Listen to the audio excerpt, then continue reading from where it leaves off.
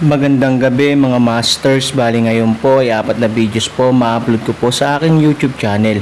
Tama nga mga masters, 4 na videos nga po ang ma-upload ko po. Yon, what's up mga masters? Nandito na naman tayo sa panibagong araw, panibagong kabanata na naman ang pagsasama-samahan natin ngayon guys.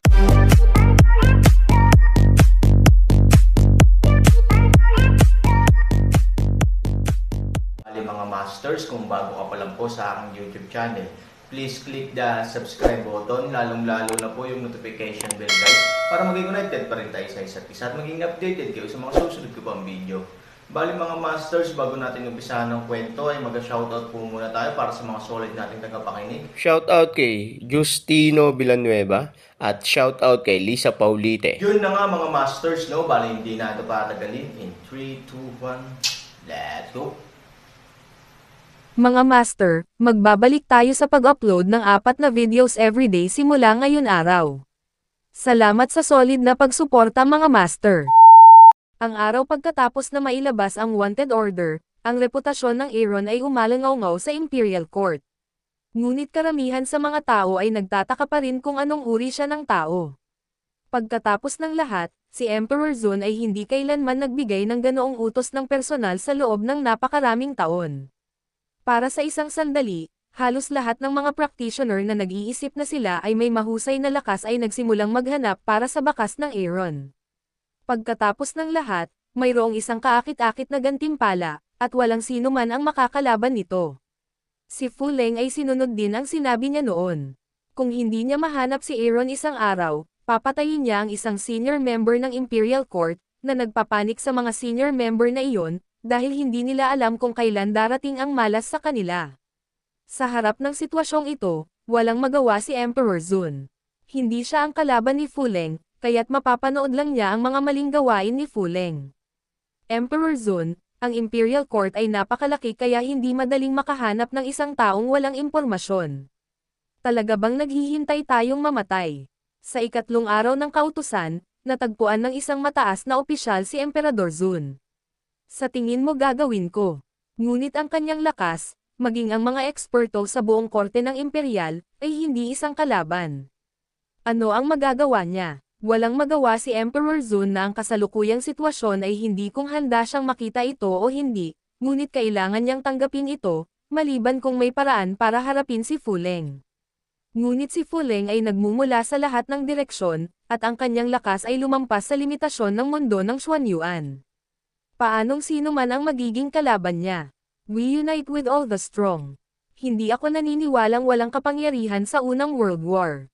Nagnganga ang mga ngipin ng senior management at sinabing sa harap ng kamatayang maaaring dumating anumang oras, ayaw niyang maghintay ng ganito. Kailangan niyang lumaban. Maaari bang makipaglaro ang isang grupo ng mga langgam sa mga elepante? Tanong ni Emperor Zun. Ang ganitong uri ng paglalarawan ay minamaliit ang mga eksperto sa korte ng imperial, ngunit sa pananaw ni Emperador Zun, hindi ito pagmamalabas. Hindi siya kalaban ni Fu Leng sa Huanglong Hall, na nagpapakita na si Fu Leng ay mas makapangyarihan kaysa sa alam niya. Huminga ng malalim ang mataas na antas, hindi nakipagkasundo ang kanyang mukha, ngunit nang marinig niya ang sinabi ni Emperador Zun, hindi niya mapabulaanan. Maya-maya lang ay may boses ng babae na nagmula sa likuran nila. Kung gusto mong malutas ang problemang ito, matutulungan kita.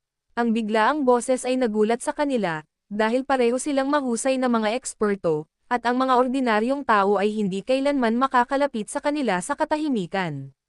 Sino ka? Maingat na tanong ni Emperor Zun. Kahit kasing ganda ng bulaklak ang babaeng ito, alam ni Emperor Zun na hindi siya pwedeng maliitin, at siguradong hindi siya mabuting tao kapag bigla siyang sumulpat ng ganito. Nataranta ang matataas na antas na iyon sa kanyang kagandahan. Ang unang bagay na naisip niya ay hindi panganib, ngunit kung gaano kaganda ang pagkakaroon ng babaeng ito. Hindi mahalaga kung sino ako.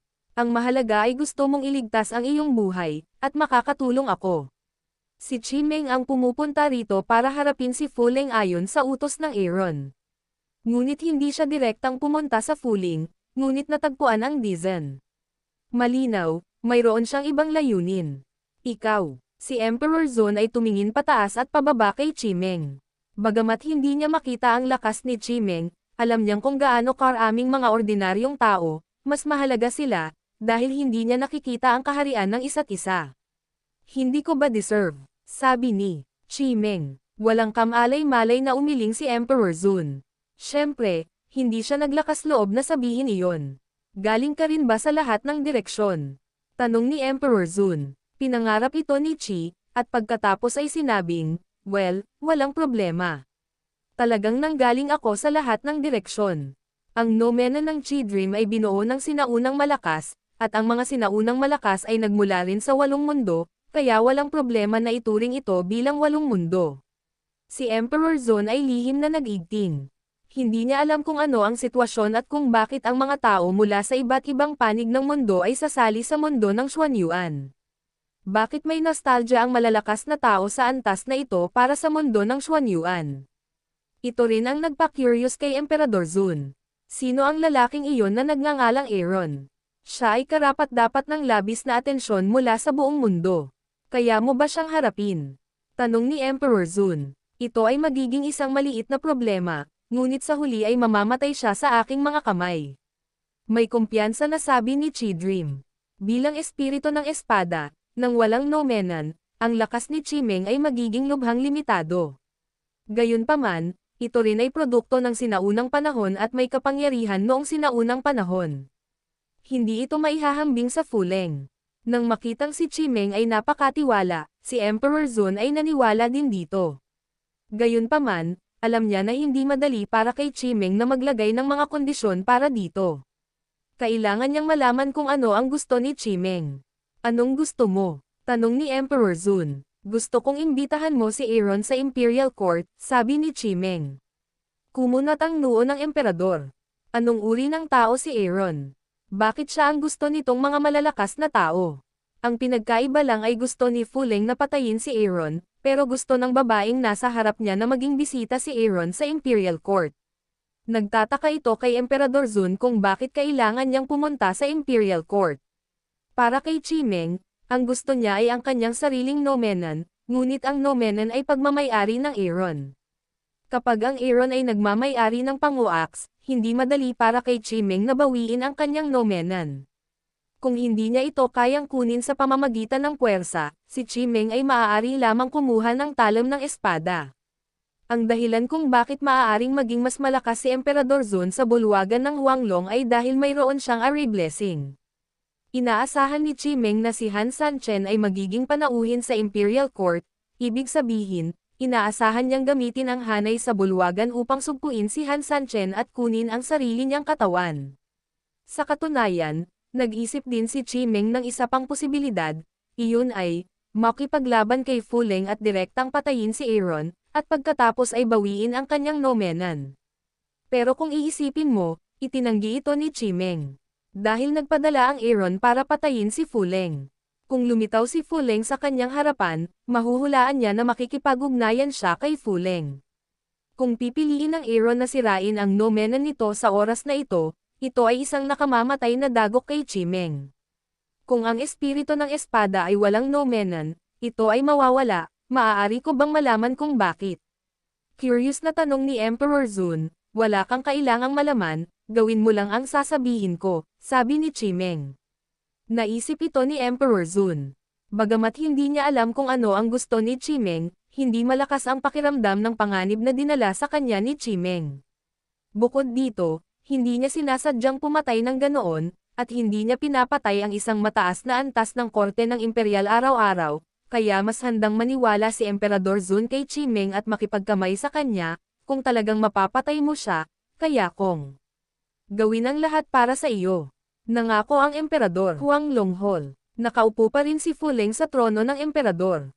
Ito ang Xuanyuan World Court, na kumakatawan sa posisyon ng pinakamataas na kapangyarihan.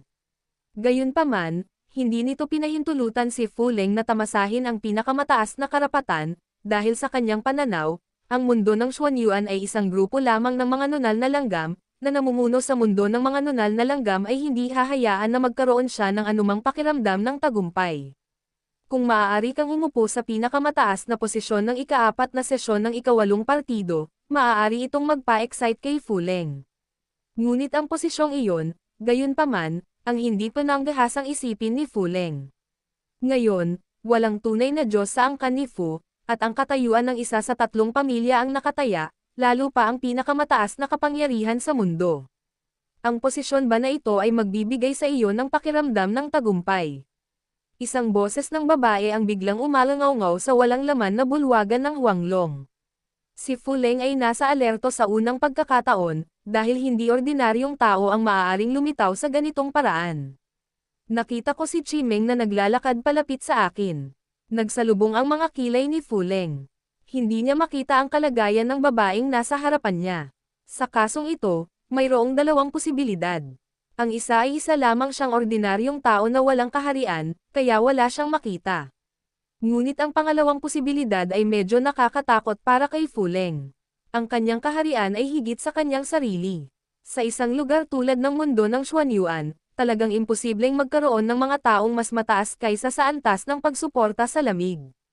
Kaya kumbinsido si Fu Leng sa unang pagkakataon na nagmula siya sa buong mundo. Sino ka? Tanong ni Fu Leng. Sino ako? Wala kang karapatan na malaman. Sino ang nagbibigay sa iyo ng karapatang pumatay ng mga inosenteng tao sa mundo ng Xuanyuan? Tanong ni Chimeng Ji. Tulungan ang puso ni Leng na tumibok. Mahirap sabihin na ang babaeng ito ay ipinadala mula sa tuktok ng asol na bundok. Nakarating si Fu Leng sa mundo ng Xuanyuan dahil nakuha ni Fu Tian ang pahintulot ng tuktok ng asol na bundok at hiniling sa kanya na mahuli ang Aaron. Ngunit ang paghawak sa Aaron ay hindi nangangahulugan na magagawa ni Fu Leng ang anumang gusto niya sa mundo ng Xuanyuan. Marahil ay masyadong mabisyo ang kanyang mga pamamaraan at nakapatay siya ng napakaraming tao, na nagdulot na ng kawalang kasiyahan sa pamilyang Blue Mountain. Kaya naman nagpadala ng mga tao ang pamilyang Blue Mountain sa Xuanyuan World. Kung totoo ang palagay na ito, ang kasalukuyang sitwasyon ay hindi optimistiko para kay Fu Leng. Galing ka ba sa tuktok ng asol na kabundukan? Tanong ni Fu Leng. Chi panaginip lamang ng isang malabong ngiti, hindi sumagot sa problema ng Fu Leng. Hindi ito umamin, ngunit hindi itinanggi ang pagsasanay, halos hayaang isipin ni Fu Leng na tama ang hula niya. Ang pinatay ko ay ilang nunal lang, na walang gaanong impluwensya sa mundo ng Xuanyuan. Sabi ni Fu Leng. Sa pagharap sa mga tao sa tuktok ng asol na bundok, inalis ni Fu Leng ang kanyang pagmamataas sa mundo ng Xuanyuan, dahil alam niya na ang mundo ay kabilang sa tuktok ng asol na bundok. Kung hindi niya papansinin ang mga tao sa tuktok ng bughaw na bundok, sa lugar na ito magtatapos ang kanyang buhay. Kahit na parang langgam din sila sa tuktok ng bughaw na bundok. Tanging tuktok ng bughaw na bundok lang ang kwalipikadong husgahan ang buhay nila. Anong klaseng bagay ka? Tanong ni Chimeng Ji. Nang marinig ang mga salitang ito, kinumpirma ni Fu Leng ang pagkakakilanlan ni Chimeng. Kung hindi siya ang taong nasa tuktok ng asol na bundok, paano niya isasaalang-alang ang tuktok ng asol na bundok? Alam kong hindi ko dapat gawin ito, ngunit hindi ko alam kung saan nagtatago ang Aaron. Mapipilitin ko lang siyang magpakita sa ganitong paraan. Paliwanag ni Fu Leng. Naiintindihan mo ba ang prinsipyo ng pagpatay ng mga tao para bayaran ang kanilang buhay? Tanong ni Chimeng. Diretsyong tumayo si Fu Leng mula sa posisyon ng emperador. Kitang-kita ang kahulugan ng pangungusap ni Chimeng, iyon ay, hayaan siyang magbayad para sa mga namatay. Ngunit sa mata ni Fu Leng, ang mga taong iyon ay mga mole ants lamang, na ginagamit ang kanilang sariling buhay upang bayaran ang kanilang buhay. May ganoon bang kwalifikasyon ang mga basurang iyon? Sino ang nagutos? Lord of the Blue Mountains. Tanong ni Fu Leng. Alam niya na kung ang babaeng ito ay dumating sa mundo ng Xuanyuan at ang Panginoon ng Asol na Bundok ay nagsalita ng personal, wala na siyang pagkakataong mabuhay. Ang isang matalinong tao ay mas madaling mamatay, sabi ni Chimeng. Isang bakas ng kawalan ng pag-asa ang sumilay sa mga mata ni Fu Leng, ngunit hindi niya piniling tanggapin ang kanyang buhay. Kahit na ang Panginoon ng Asol na Bundok ay nag-utos ng personal, maaari ba niyang hayaan si Chimeng na kitilin ang kanyang buhay? At saka, sa kanyang pagbabalik sa mundo ng 8 direksyon, maaaring may puwang siya upang lumiko, kaya hindi niya maaaring hayaan ang kanyang sarili na mamatay sa mundo ng 8 direksyon. Kung gusto mo akong patayin, kailangan mong makita kung ano ang magagawa mo. Sabi ni Fu Leng. Nasa bingit ng digmaan ang 2 lalaki. Fu Leng upang mailigtas ang kanyang buhay. Si Chimeng, Upang makasama ang Emperador Zun at matapos ang gawain ng Aaron, ay kinailangang patayin si Fu Leng. Si Fu Leng ay may magandang kaharian sa mundo ng lahat ng direksyon. Sa palso ni Fu, si Ivory ay isang pinuno, kaya mayroon din siyang tiyak na lakas. Ang Chi Dream, kung tutusin, ay produkto ng sinaunang panahon. Bagamat isa lamang itong espiritu ng espada, ang lakas nito ay hindi mababawasan. Hindi nagtagal ay naging gulo ang bulwagan ng Huanglong, at ang tunog ng labanan ay naririnig sa lahat ng oras. Sa hindi kalayuan, si Emperor Zun at ang matataas na opisyal ay nagmasid ng mabuti. Dizen, sa tingin mo ba mananalo ang babaeng iyon? Tanong ng mataas na antas sa emperador. Walang pag-aalinlangan na tumango si Emperor Zun. Kung hindi siya sigurado, paano? Yun na nga mga masters, no? Bali panibagong kabanata na naman yung natapos natin ngayong gabi. Muli, maraming salamat po.